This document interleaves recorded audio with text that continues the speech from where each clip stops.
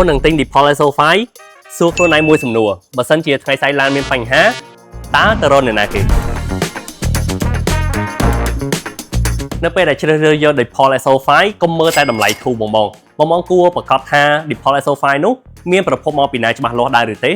ហើយនៅពេលដែលបងទិញហើយថាតើអ្នកណាដែលជាអ្នកដែលទទួលខុសត្រូវក្រោយពេលដែលបងទិញរួចហើយនេះគឺជាហេតុផលធំៗដែលលោកអ្នកគួរតែជ្រើសរើសយក Default ISO5 ពីក្រុមហ៊ុនផ្លូវការ RMA Cambodia Default ត្រូវបាននាំចូលដោយក្រុមហ៊ុនធំ RMA Cambodia ដែលមានបទពិសោធន៍យូរឆ្នាំនៅប្រទេសកម្ពុជារហូតដល់30ឆ្នាំមកទៅលើវិស័យយានយន្តនិងវិស័យគ្រឿងចក្ររាល់ការដែលបងទិញ Default ISO5 ពីក្រុមហ៊ុនផ្លូវការ RMA Cambodiaលោកអ្នកនឹងទទួលបានការសវិសដែលឥតគិតថ្លៃរយៈពេល2ឆ្នាំឬស្មើនឹង 25,000 គីឡូថែមពីនឹងទៀត Default ISO5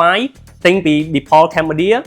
នាំចូលដោយក្រុមហ៊ុន RMA គឺមានការធានារយៈពេល8ឆ្នាំឬស្មើនឹង 24,000 គីឡូចេញពីរោងចក្រផ្លូវការនៅឯប្រទេសចិនតែម្ដងមានគ្រឿងបន្លាស់សុទ្ធចេញពីរោងចក្រផ្ទាល់មានការថែទាំនិងការជួសជុលត្រឹមត្រូវតាមស្តង់ដារសកលលើពីនេះលោកអ្នកនឹងទទួលបានរថយន្តដែលមានស្តង់ដារសកលប្រើប្រាស់ជាភាសាអង់គ្លេសហើយមានភាពងាយស្រួលក្នុងការប្រើប្រាស់សេវាកម្មរបស់ក្រុមហ៊ុន RMA គឺមាន25ខេត្តក្រុងនៅក្នុងប្រទេសកម្ពុជាហើយមាន Mobile Service ចល័ត24ម៉ោងក្នុង7ថ្ងៃជឿជាក់ថានៅពេលដែលបងប្រើប្រាស់ Default ISO5 គឺប្រកបដោយទំនុកចិត្តនិងភាពស្ងប់ចិត្តយូរអង្វែងបន្ថែមពីនេះទៀតជាងជំនាញរបស់យើងគឺមានវគ្គបណ្ដុះបណ្ដាលផ្ទាល់ចេញពីរោងចក្រប្រទេសចិនរបស់ឆាងអានហើយនិង Default អញ្ចឹងហើយលោកអ្នកមិនចាំបាច់ព្រួយបារម្ភក្នុងការជួសជុលនិងការថែទាំរថយន្តនោះទេជាមួយនឹង RMA Mobile App លោកអ្នកអាចកក់សេវាកម្មនិងកំណត់ពេលវេលាក្នុងការជួសជុលនិងការថែទាំរថយន្តបានដោយភាពងាយស្រួលនិងរហ័សទាន់ចិត្តទិញម្ដងទិញឲ្យត្រូវ Default ISO5 នាំចូលដោយក្រុមហ៊ុន RMA Cambodia មានការធានាច្បាស់លាស់8ឆ្នាំ 24,000 គីឡូ